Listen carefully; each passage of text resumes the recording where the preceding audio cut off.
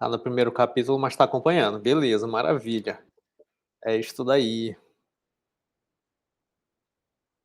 Pronto. Beleza, então sejam todos muito bem-vindos ao nosso 32º encontro aqui do Clube do Livro, 32, acertei.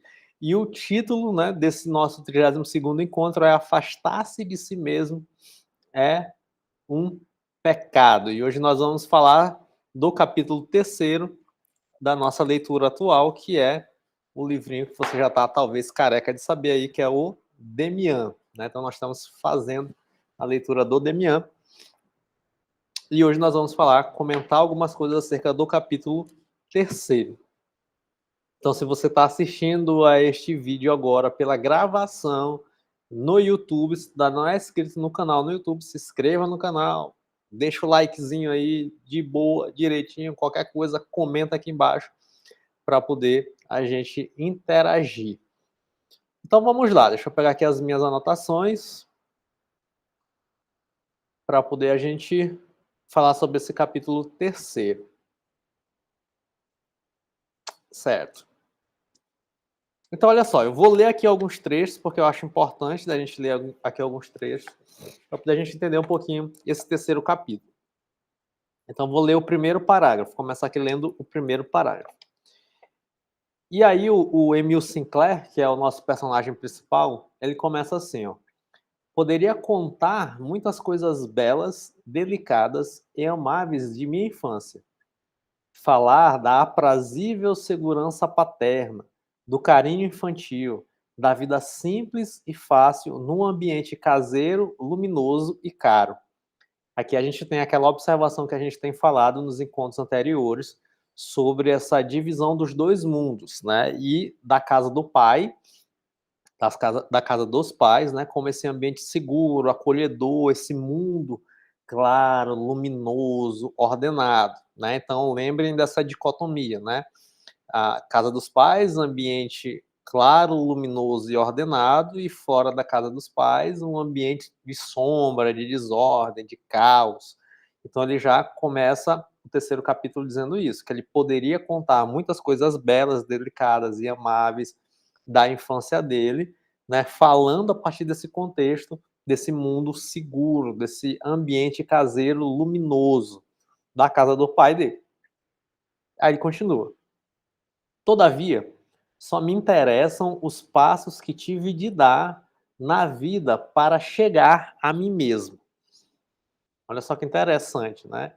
Então, olha só, tem lembranças, existem memórias positivas, bonitas, claras, luminosas, seguras. Só que, ao narrar sua própria história, ele tem um interesse em narrar, em contar os passos que ele teve que dar na vida para poder ele conseguir chegar até ele mesmo. Então, olha que curioso. Ó, existiram algumas situações, que ele vai falar daqui a pouquinho, existiram algumas situações, e nessas situações, no meio dessas situações, eu tive que dar alguns passos em direção a mim mesmo. E é isso que acontece, né? Então a gente experimenta situações na nossa vida e alguma dessas situações, né, são situações de estresse, geralmente, a gente tem a possibilidade de dar passos em direção a nós mesmos, né? Então a gente vai se construindo, vamos dizer assim, à medida das situações. E muitas delas são situações que vão ter um certo tipo de característica que eu vou comentar aqui com vocês. Ele continua, ele diz assim: deixo resplandecer na distância todos os pontos de repouso, ilhas encantadas e paraísos, cujo sortilégio provei e aos quais não desejo voltar. Então, sempre na descrição desse ambiente seguro, né? Isolado, fechado. Embora continue a evocar os anos de minha juventude, falarei apenas daquelas coisas novas que vieram desraigar-me e impulsionar-me para a frente. Então, olha só, ele está colocando aqui já aquela velha dicotomia, né? Então ele está dizendo, ó, existiram situações na minha vida em que sim, né? Em que sim, né? Tiveram coisas belas, tiveram coisas boas, tiveram coisas positivas e seguras. Mas, à medida em que eu continuo evocando aqui as lembranças, as minhas memórias, aquilo que eu vivenciei na juventude, eu vou fazer o quê? Eu vou falar, eu vou compartilhar aqui, né, na nossa historinha, eu vou compartilhar aqui daquelas coisas novas que fizeram que eu me soltar e me impulsionar para frente. Então aqui ele está abrindo, né, ele está introduzindo para a gente novamente, né, ele está reafirmando toda a ideia central do livro, que é essa dicotomia, né, entre esse ambiente seguro e um ambiente aparentemente inseguro. Ele continua no terceiro capítulo, ou no terceiro parágrafo aqui. Ele fala o seguinte: tais impulsos partiam sempre do mundo sombrio, trazendo sempre consigo o medo, a violência e o remorso. E eram sempre revolucionários e ameaçavam a paz que eu gostaria de continuar vivendo. E isso daqui é muito interessante, né? Porque quais são as histórias, quais as situações que você já passou e que acabou abalando a tua paz, porém te fizeram crescer. Existem certas situações, você deve pensar assim, não, Otton, mas tiveram algumas situações que abalaram a minha paz, mas não fizeram eu crescer. Me desestruturaram completamente. Algumas situações me estressaram, me traumatizaram, né? Algumas situações me paralisaram. Pelo contrário, eu não tive crescimento algum em determinadas situações. Não tive. Mas só que existe um certo tipo de situação que gera na gente uma possibilidade de crescimento. Uma possibilidade de crescimento. E se você lembra do encontro anterior, se você assistiu ao encontro anterior, lá eu trouxe um conceito de ansiedade, um conceito de medo, né, que é justamente a pessoa ela entender que diante da ansiedade há uma possibilidade de realização de si mesma, de autorrealização. Então, a ansiedade se abre como resposta diante da possibilidade de liberdade de uma pessoa. Só que a gente vai entendendo a influência do nosso autor aqui, né? O autor é o Hermann Hesse, e ele tem uma influência aqui de uma psicologia junguiana, né? De Carl Jung, né? Que foi discípulo ali do Freud.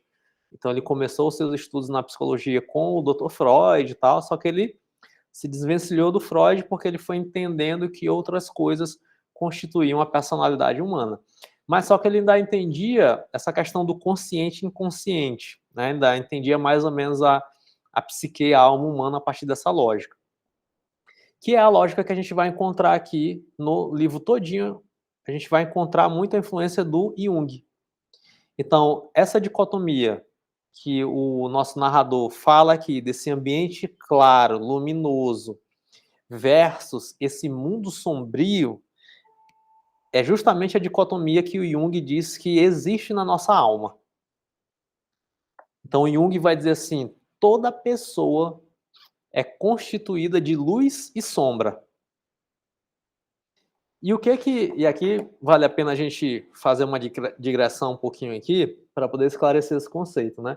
E o que que o Jung ele está querendo dizer com isso? Né? Que em toda personalidade tem luz e tem sombra.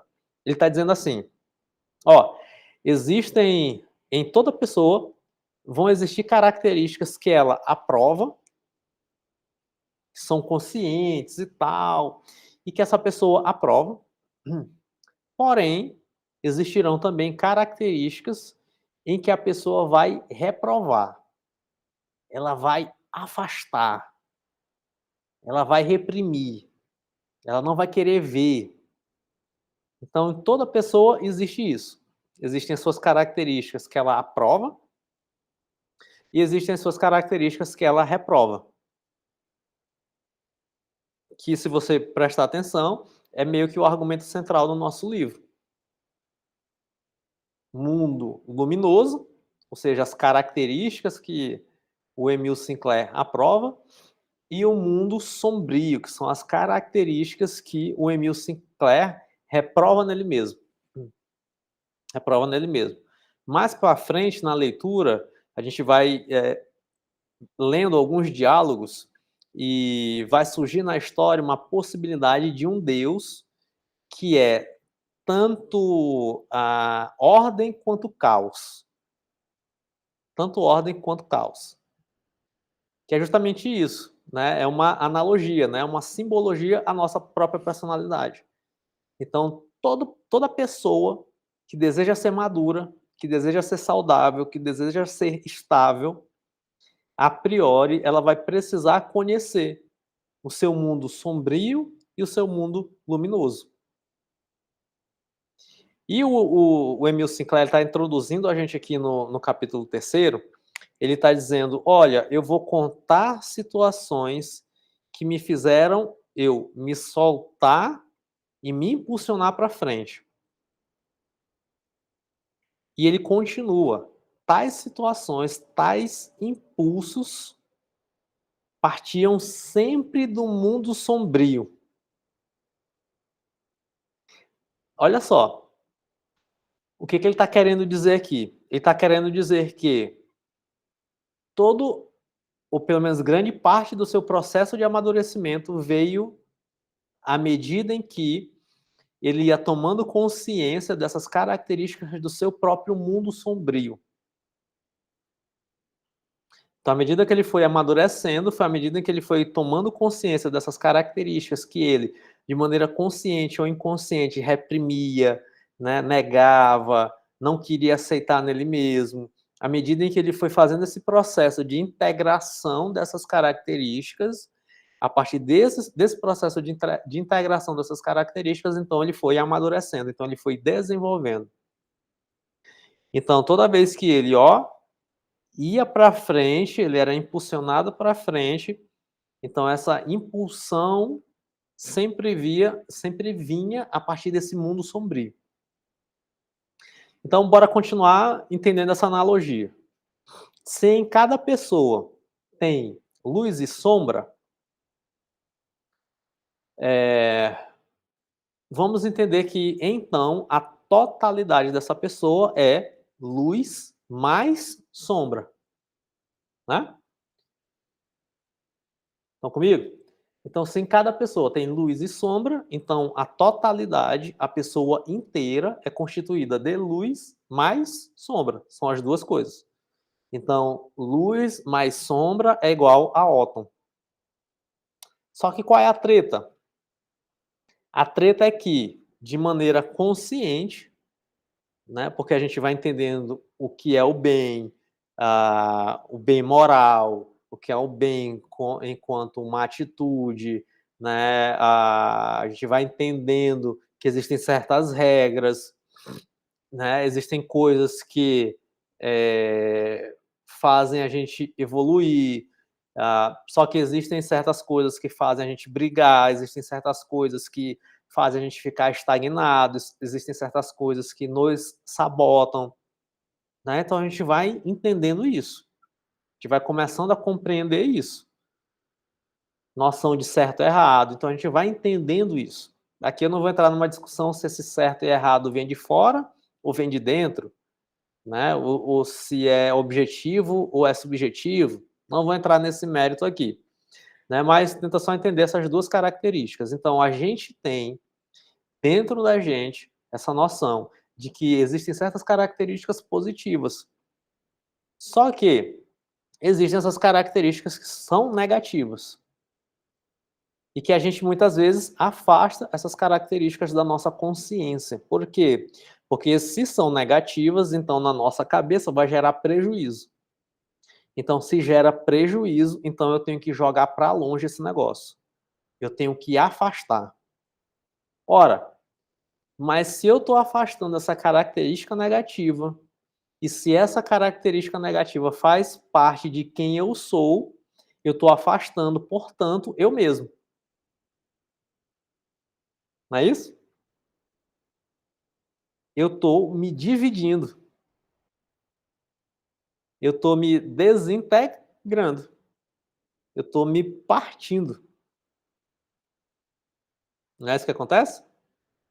Então, ora, se eu é igual luz mais sombra e eu tenho dificuldade de lidar com a sombra e eu afasto essa sombra, então eu fico só luz mais nada, vira eu. Então eu fico só a metade, porque a minha pessoa total é luz mais sombra. Isso daqui é um princípio psicológico muito forte. O que é o autoconhecimento? O autoconhecimento não é só eu saber as minhas características, eu saber, sei lá, o meu signo, eu saber a minha personalidade, eu saber, sei lá, os meus sentimentos. Não é só isso, né? O autoconhecimento, ele inclui eu conseguir compreender a totalidade do meu ser.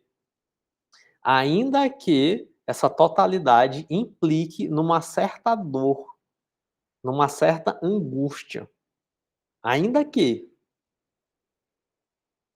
Então, quando a gente começa a olhar para a nossa sombra, então isso gera dor na gente, sem dúvida nenhuma. Quando eu começo a olhar para os meus próprios defeitos, velho, isso gera angústia em mim. Não é delicioso eu olhar assim e falar: "Ah, esse defeito bem aqui, ó, que lindo, que maravilhoso, que bonito, que gostoso". Não, isso gera dor, isso gera angústia. Então por isso que é difícil a gente olhar para aquilo que é sombra, olhar para aquilo que está escondido. Porque quando vem a consciência gera dor, machuca e gera angústia. Então a nossa tendência é fazer o quê? Se gera dor, eu vou deixar guardadinho. Se gera dor, eu vou deixar debaixo do tapete. Só que o que a gente não percebe é que isso gera um prejuízo, porque isso divide a gente pela metade. Divide a gente pela metade. Então, a pessoa madura é a pessoa que entende, que compreende as suas ambivalências. Ou seja, a pessoa madura é aquela que entende, beleza, eu sei lá, eu tenho uma característica de ser pontual, mas, por outro lado, eu tenho uma característica de ser invejoso. Então, eu sou pontual, mas eu invejo também, eu sou invejoso, velho. Ah, eu gosto de ajudar as pessoas, mas eu sou preguiçoso. Entende? Então, existem características. E aí você pode fazer o teu próprio movimento de reflexão aí já, de aplicação daquilo que a gente está falando. Quais são as características que você, de maneira mais ou menos consciente, já tem, que são negativas e que você afasta? E você tenta jogar para longe? Que com certeza você terá esse tipo de característica. Todo mundo é assim. Ninguém é 100% bom, né? Se a gente fosse 100% bom, a gente era Deus. Né? A imperfeição faz parte da natureza humana. Faz parte da natureza humana. Né? Então, ninguém é 100% bom. Não tem essa. E o outro lado também é verdade. Ninguém é 100% mal. Não tem uma pessoa que é 100% má. Tá? Então, a gente tem esse espectro. E aí, o Emil Sinclair, ele está dizendo justamente isso. Ele está dizendo assim, ó, cara, olha só como parece contraditório o que ele diz. No segundo parágrafo, ele diz assim, ó, embora eu continue a evocar os anjos da minha juventude, falarei apenas daquelas coisas novas que vieram desraigar-me e impulsionar-me para frente. Olha só. Então aqui tem um movimento, tem uma evolução, tem um desenvolvimento. Aí ele traz no outro parágrafo, ele diz assim: tais impulsos partiam sempre do mundo sombrio, trazendo sempre consigo o medo, a violência e o remorso.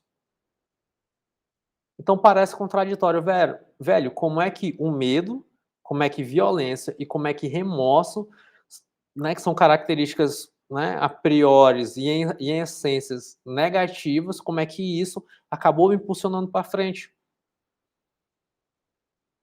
Como é que o medo me impulsiona para frente? Como é que a violência me impulsiona para frente? Como é que o remorso me impulsiona para frente? Parece meio que uma contradição. Aí ele continua, vírgula, e eram sempre revolucionários e ameaçavam a paz que eu gostaria de continuar vivendo. Não é sempre isso? Né? Então ele está dizendo o quê? Ele está dizendo justamente, ele está ilustrando justamente as características desse mundo sombrio que existe na nossa alma. Medo, é violência, é remorso. Isso daqui foram o que ele sentiu. Você pode ter outras características no teu próprio mundo sombrio. Só que essas características, de algum modo, traziam uma revolução. Trazia uma revolução. E, logicamente, ameaçava a paz dele, que ele gostaria de continuar vivendo. Aí eu te pergunto, será se essa paz era uma paz mesmo? Pode dizer, talvez sim. Mas só que qual seria a consequência dessa paz? Seria o não desenvolvimento dele. Então, muitas vezes a gente quer ficar numa zona de segurança para ter uma paz. Eu quero é paz. Eu quero é paz. Eu quero é paz. E muitas vezes essa paz nada mais é do que fuga. Fuga para quê? Para o crescimento, para o desenvolvimento. Eu quero é paz. Eu quero é paz. Então, toda vez que eu ouço muita gente dizer assim, eu quero paz, eu quero paz, eu quero paz, será que essa paz não é fuga? Será que não é uma tentativa de ficar ali na zona de conforto? E zona de conforto é isso. É algo seguro. Lembra do núcleo que a gente falou no encontro anterior? É o teu núcleo, pá, mas não tem expansão. É a manutenção sem expansão. Sem expansão. Certo? Então, ele está dizendo isso pra gente. Né? Esses impulsos que me colocaram para frente vinham do mundo sombrio. Ou seja, qual é o processo dele aqui? O processo é, ele está tendo mais consciência das suas dores, ele está tendo mais consciência das suas características negativas, ele está trazendo à luz essa consciência, né? Ele está trazendo à luz isso, e ele está começando a enxergar isso para quê? Para que ele consiga integrar isso na sua personalidade, para que ele consiga amadurecer, para que ele consiga ser uma pessoa inteira, total. Como assim, Otton? Ele vai ser uma pessoa violenta? Não. Ele só vai entender que quando a violência aparecer dentro do peito dele, ele vai entender que essa é uma característica de sombra dele, e ele vai, em vez de guardar, em vez de reprimir, ele vai fazer o quê? Ele vai começar a administrar o negócio. Ele vai começar a administrar, ele vai entender, velho, essa resposta de violência aqui, ela está surgindo por qual razão, por qual motivo? Porque ela está aqui como um sinal de alguma coisa, como um sintoma de alguma coisa. E eu estou tendo consciência, em vez de eu negar e falar assim, não, eu não sou uma pessoa violenta, não, que isso, eu sou um anjinho, não, que isso, eu sou uma pessoa boa. Não. Muitas vezes tu pensa assim, velho, tomara que minha mãe morra. Fala assim, meu Deus, tomara que minha mãe morra, como é que eu pensei isso? Não, não posso pensar isso, não sei. Opa, peraí, velho. Se tomara que a minha mãe morra, veio de onde? Vem de que lugar? O que é que isso está me sinalizando? Parece meio doido, né?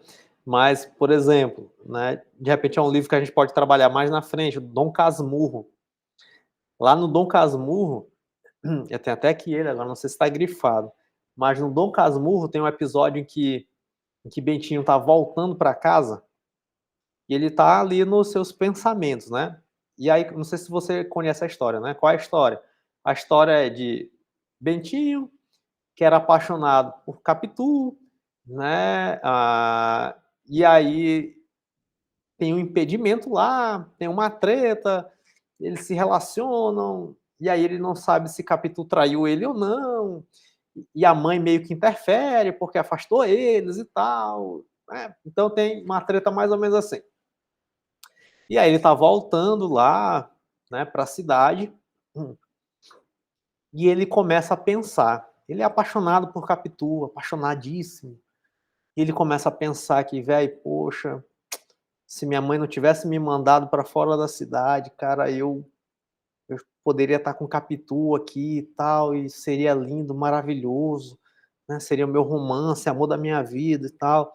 Aí vem um pensamento nele. Qual é o pensamento? Se minha mãe morresse, estaria resolvido os meus problemas. Né? Se minha mãe morresse, ele pensa assim, cara, se minha mãe morresse, meus problemas estariam resolvidos. Aí ele, opa, não, não, não, não, peraí. Que pensamento foi esse? Eu não queria ter esse pensamento. Vamos voltar. Então, muitas vezes, a gente tem esse tipo de pensamento, isso vem na nossa cabeça, né? Por isso que Machado era um gênio, né? Então, a gente tem esse tipo de pensamento, isso aparece. Outras vezes, isso é mais consciente mesmo, né? Cara, eu quero matar aquela pessoa ali, velho. Quero esfolar aquela pessoa. Meu desejo foi de enforcar. E a pessoa entra em crise com esses sinais. Né? Então, a pessoa madura, ela entende o quê? Ela vai perceber aquilo que ela está sentindo. É violência? É. Ok. Certo. Qual foi a situação que me gerou essa violência? Essa resposta de violência? Esse impulso aqui, o que foi que aconteceu? Aqui. Cara, então, segundo aquilo que faz sentido para mim, segundo os meus valores, segundo aquilo que eu entendo como bem, então como é que eu posso ordenar, como é que eu posso organizar esse impulso de violência? Então a pessoa vai lá e dá a resposta de ordenar aquele impulso de violência. E aí a pessoa imatura, ela tende a abafar isso, entende? Que é o que vai gerar justamente a fragmentação dela. Porque todo sintoma recalcado, isso daqui é bem freudiano, tá? Todo sintoma recalcado, ele volta.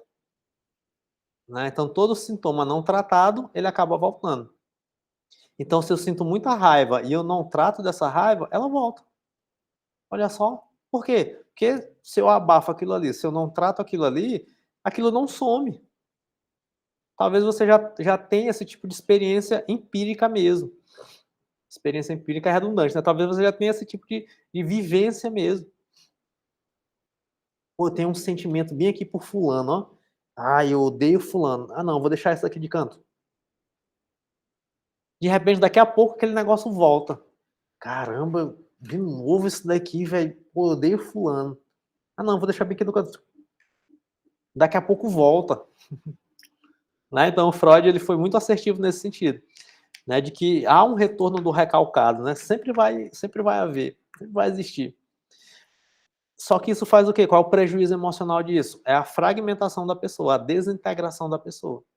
Porque a pessoa total é luz e sombra. Então a gente precisa, né, se quiser amadurecer, a gente precisa entender as nossas características negativas. Isso daqui é um passo de amadurecimento para você, é um princípio psicológico de amadurecimento. Se fosse utilizar uma linguagem clássica, uma linguagem da filosofia clássica, por exemplo, né, a gente tem vícios e virtudes. Todo mundo tem vício e virtude. Então a gente precisa entender os vícios. Para quê? Para cultivar as virtudes. Então todo vício é correlacionado com uma virtude. Né? Então é uma outra linguagem. Entende que o princípio psicológico é o mesmo, seja vício, virtude, seja pecado, santidade, seja luz e sombra, seja caos e ordem, o princípio psicológico é o mesmo. O princípio psicológico é o mesmo. Entende? Então isso faz parte da alma humana. E aí a gente pode nomear isso de várias formas. Esses exemplos que eu dei é isso. Luz e sombra, pecado, vício, vício, virtude. Depende do nome que você chame. Independente. Né? O que importa é você entender o princípio. Tem luz e sombra. Tem desordem e ordem. Se eu abafo a desordem, isso me fragmenta, isso me fragiliza, porque eu não estou tratando diretamente dela. Eu estou só tentando jogar para debaixo do tapete. E quando eu faço isso, uma hora ou outra, esse negócio volta. E aí me deixa frágil. Então a pessoa madura é aquela pessoa que consegue compreender isso. E aí o Jung, ele tem uma frase que ele diz assim, ó, não é possível despertar a consciência sem dor. As pessoas são capazes de fazer qualquer coisa, por mais absurda que possa parecer, para evitar enfrentar a sua própria alma. Ninguém se ilumina fantasiando figuras de luz, mas se tornando consciente da sua escuridão. Né? Então, a frase do Jung é boa demais. É boa demais nesse sentido. E é isso. Né? Então, a gente vai fugir mesmo. A gente vai correr mesmo. A gente vai correr de quê? Do despertar da nossa consciência. Por quê? Porque esse despertar, ele vai gerar na frente, ele vai jogar na frente os nossos próprios demônios. Então é difícil. Por que muita gente corre de terapia, por exemplo? Por conta disso. Eu não quero encarar os meus demônios. Não é fácil, de verdade, não é fácil. Conseguir encarar, conseguir olhar os demônios. De verdade, não é fácil. E outro livro que a gente já trabalhou aqui no Clube do Livro, O Médico e o Monstro. O Médico e o Monstro fala deste princípio, desta dualidade da alma humana. Vocês lembram lá? Dr. Jekyll, Mr. Hyde. Dr. Jekyll, ele estava querendo fazer o quê? Ele estava querendo eliminar todos os seus vícios.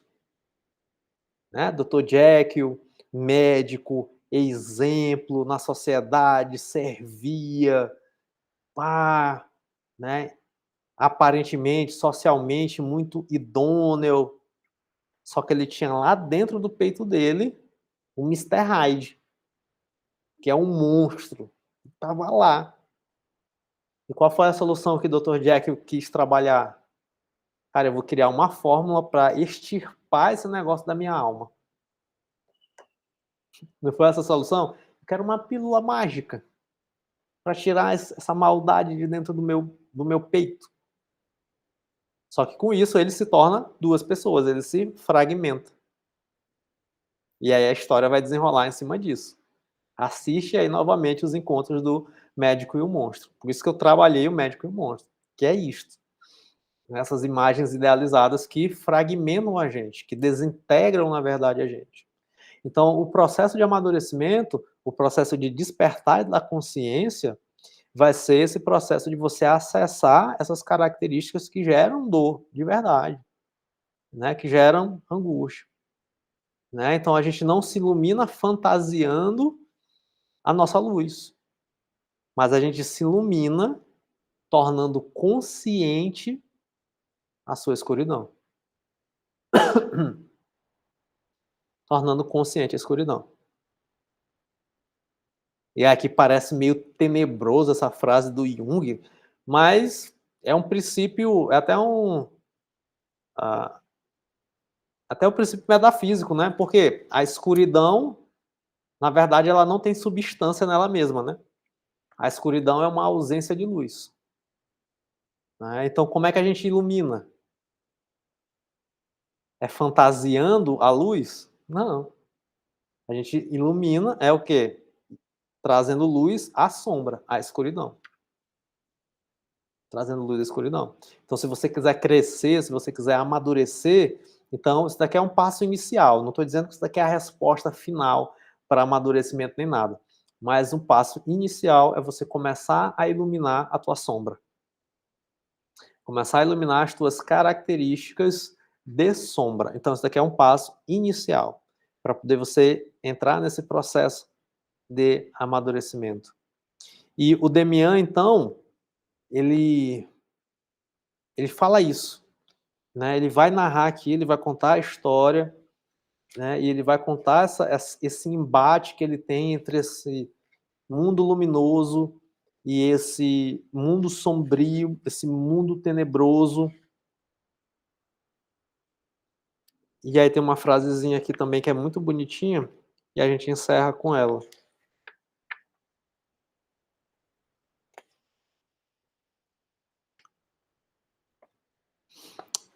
E aí o contexto é que ele está tendo um diálogo aqui com um dos personagens e eles estão só falando, tagarelando.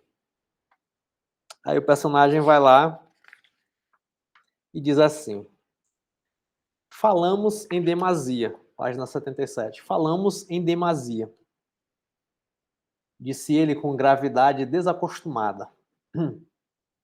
Continua. As palavras engenhosas não têm qualquer valor, absolutamente nenhum. Só conseguem afastar-nos de nós mesmos.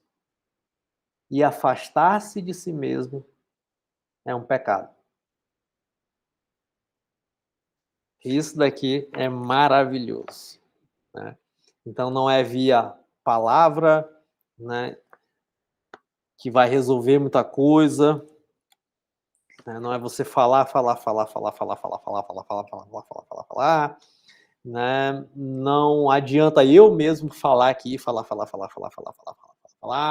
né? Não adianta nada disso, né? Não adianta nada disso. Palavras bonitinhas não mudam nada, né? O que muda mesmo é uma determinada ação, é um tipo de ação.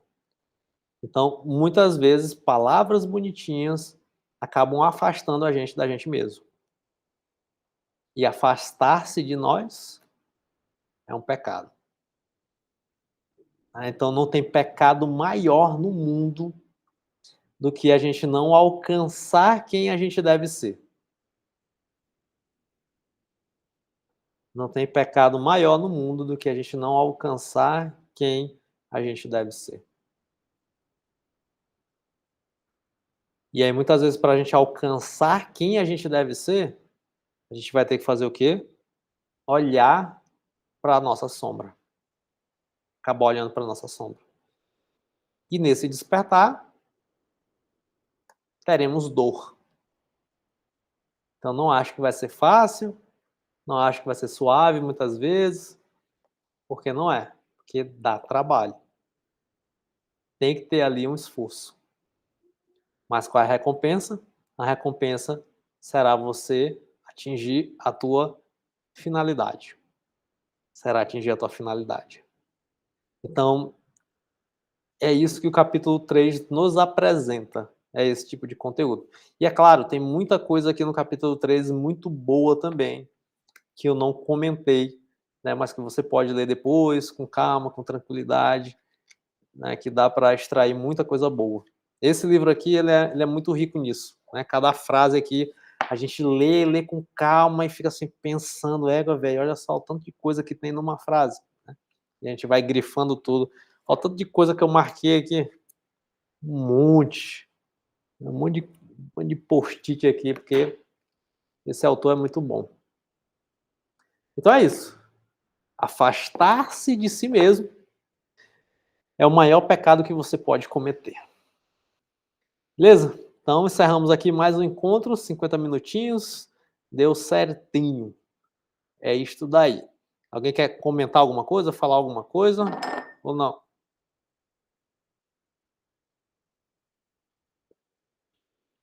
Tomar meu café frio.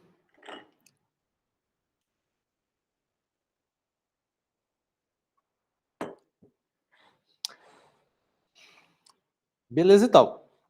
Então é isso daí, pessoal. Muito obrigado, né, pela tua paciência, audiência, né? Espero que você consiga aplicar alguma coisa daquilo que a gente falou hoje aqui, né? E a gente se encontra na próxima semana. Próxima sexta, às 18 horas, estaremos aqui continuando nosso processo aqui de entender, de fazer uma educação do imaginário através da literatura.